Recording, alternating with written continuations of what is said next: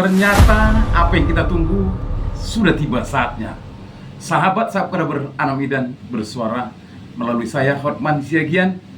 Kita jumpa lagi di channel yang sangat-sangat luar biasa. Siang ini kita akan membahas, pasti teman-teman sudah tahu, viral tentang ijazah Pak Jokowi. Fase baru masuk ke tahap penyidikan dan ada beberapa orang yang ditersangkakan dengan pasal-pasal yang begitu sangat rumit. Dan mungkin teman-teman para subscriber Anamidan bersuara serta para penonton sudah gak sabar lagi untuk melihat langsung ketika Polda Metro Jaya mengumumkan ada beberapa tersangka dengan kata-kata yang sangat luar biasa. Kita pahami dan mereka juga tidak takut. Mereka bahkan mengatakan inilah pasti yang kita tunggu. Bukan hanya kami, tapi seluruh masyarakat Indonesia. Dan bukan hanya masyarakat Indonesia, tapi seluruh masyarakat internasional. Coba kita dengar videonya. Polda Metro Jaya telah menetapkan 8 orang tersangka dalam perkara pencemaran nama baik, fitnah, dan manipulasi data elektronik yang dilaporkan oleh Bapak Insinyur Haji Joko Widodo. Penetapan ini dilakukan setelah melalui proses asistensi dan gelar perkara, di mana proses tersebut melibatkan ahli dan pengawas, baik dari eksternal maupun internal. Untuk ahli yang dilibatkan adalah ahli pidana, ahli ITE, ahli sosiologi hukum, ahli komunikasi sosial, dan ahli bahasa. Berdasarkan hasil penyidikan, kami menetapkan 8 orang sebagai tersangka yang kami bagi dalam 2 klaster. Antara lain 5 tersangka dari klaster pertama yang terdiri atas Nama ES, KTR, MRF, RE, dan DHL. Untuk tersangka dari klaster ini dikenakan pasal 310 dan atau pasal 311 dan atau pasal 160 KUHP dan atau pasal 27A junto pasal 45 ayat 4 dan atau pasal 28 ayat 2 junto pasal 45A ayat 2 Undang-Undang ITE. Untuk klaster kedua, ada 3 orang yang akan ditetapkan sebagai tersangka, antara lain atas nama RS, RHS, dan TT.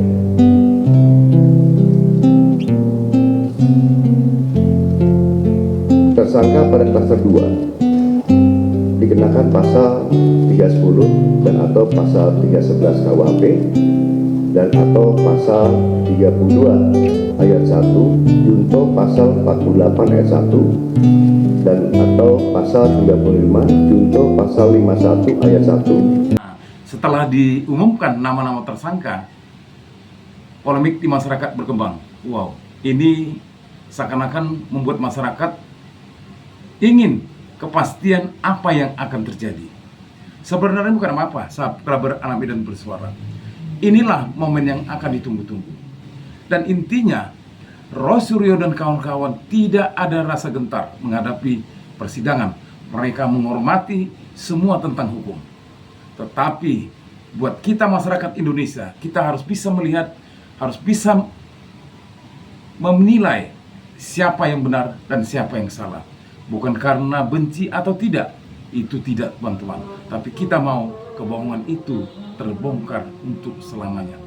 Akibat ini banyak ulasan ataupun komen-komen dari masyarakat, bahkan dari tokoh-tokoh masyarakat tentang diumumkannya nama-nama tersangka. Namun yang dapat kita pertanyakan, atas dasar apa Polda Metro Jaya mentersangkakan sementara ijazah tersebut gak kunjung pernah ditunjukkan? Namun baiknya kita dengar beberapa ulasan-ulasan dari teman-teman bahkan mereka juga dari Dokter Tifa dan semua mereka yang ditersangkakan. Ini dia videonya. Roy Suryo sama teman-temannya udah resmi dijadikan tersangka dalam kasus ijazah palsunya Jokowi. Menurut gue ini bagus, karena ntar pengadilan bisa ngebuktiin ijazahnya Jokowi sebenarnya asli atau palsu. Soalnya kata temen gue yang ngerti hukum, Roy Suryo sama teman-temannya itu nggak bakalan divonis bersalah kalau Jokowi nggak ngasih lihat ijazahnya sekaligus membuktikan keasliannya. Dengan status tersangkanya ini, para termul emang lagi pada happy-happy semua nih. Tapi ini justru bakalan membuat Roy Suryo sama teman-temannya jadi di atas angin. Karena seandainya nanti di penjara, headline-nya tuh jadi keren, yaitu di penjara karena melawan Jokowi. Itu bakalan jadi kebanggaan buat mereka. Tapi kalau ternyata pas di pengadilan itu terbukti ijazahnya itu palsu, apakah ada yang berani menjarain si Jokowi? Ada yang berani memenjarakan Jokowi jika ijazah itu palsu? Tapi sepertinya Roy Suryo dan kawan-kawan seperti yang terjadi ketika teman kita, sahabat kita Gus Nur dan Bambang Tri ini fase kedua. Jadi intinya teman-teman subscriber Anami dan bersuara, itulah fungsinya kita masyarakat Indonesia, memberikan komentar, memberikan saran, dan melihat, menilai siapa yang benar salah. Kita bukan mengatakan benci kepada Pak Jokowi, tidak. Tetapi justru kebenaran itu yang harus ditegakkan. Artinya, hukum jangan tajam ke bawah, tumpul ke atas. Kita tidak mau. Dan kalau memang nanti sudah jadi ke ranah pengadilan, hakim, jaksa memang harus benar-benar kompetitif. Ada kriminalisasi terhadap hakim. Biarkanlah hakim berbicara, biarkanlah rakyat menilai. Ayo kita dengar lagi dari kita selanjutnya.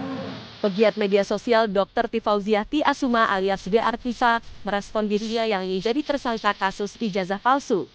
Presiden ke-7 RI Joko Widodo, selain Dr. Tifa, polisi juga menetapkan Roy Suryo dan Rismon Sianipar sebagai tersangka. Menanggapi penetapan tersangka itu, dalam akun X Dr. Tifa mengaku akan menghargai proses hukum. Dengan bergulirnya kasus dugaan ijazah palsu ini di persidangan, Tifa berharap sebuah fakta akan terbuka secara terang benderang, yakni soal keyakinannya bahwa ijazah Jokowi palsu. Di sisi lain, Tifa meyakini bahwa perjuangannya selama ini tidak akan berakhir sia-sia. Dia juga menyadari perjuangannya itu pasti akan menghadapi halangan berat. Tanggapan saya datar saja ya. Jadi ini adalah bagian dari resiko perjuangan, ya, bahwa ketika kita meneliti dokumen orang yang mantan orang terkuat nomor 1, ya inilah resikonya. Jadi yang kami sayangkan satu poin, ya, dengan kesimpulan bahwa identik atau bahkan otentik dan dengan pengujian forensik dan segala macam itu satu yang kurang. Kenapa nggak ditunjukkan pada saat tadi penetapan tersangka? Kenapa tidak ditunjukkan dokumen yang katanya diuji tersebut, yang katanya asli tersebut, begitu. Jadi ya ini seperti gelar perkara main-main, seperti ketika gelar perkara khusus ketika kami hadiri yang lalu, ya. Tim juga hanya berani tampilkan fotokopi itu pun versi digital, dan pada gelar perkara khusus juga tidak ada ditampilkan atau diberikan baik secara maupun digital. Jadi kami percaya diri ya ada pra-peradilan dan baiknya, jadi kami akan melakukan perlawanan sesuai dengan koridor hukum yang berlaku, gitu Bang. Baik, Bang Rismon, menurut Bang Rismon sendiri apa dasar yang digunakan penyidik tadi hingga akhirnya menetapkan Bang Rismon sebagai tersangka sudah tepat? Ya bagi kami kan selalu kami challenge ya, ketika kami dituduh mengubah-ubah dokumen elektronik, apanya yang kami ubah? Jadi penyidik ataupun Kapolda Metro Jaya sampai tadi ya penjelasannya tidak ada dijelaskan secara satu kalimat apa yang kami ubah dan apa yang kami teliti, itu tidak ada. Jadi ya ini bagi kami semacam sebuah tekanan saja ya, tekanan karena kami sekarang sedang menulis buku ya, buku tentang Gibran ya, Gibran Endgame, Wapres tak lulus SMA. Saya kira ini tekanan psikologi bagi kami ya, sehingga menghentikan langkah kami, tapi tidak akan pernah kami berhenti ya. Begitu. Petikan kalimat dari Rismon, kesimpulannya ya, kami tidak akan pernah berhenti.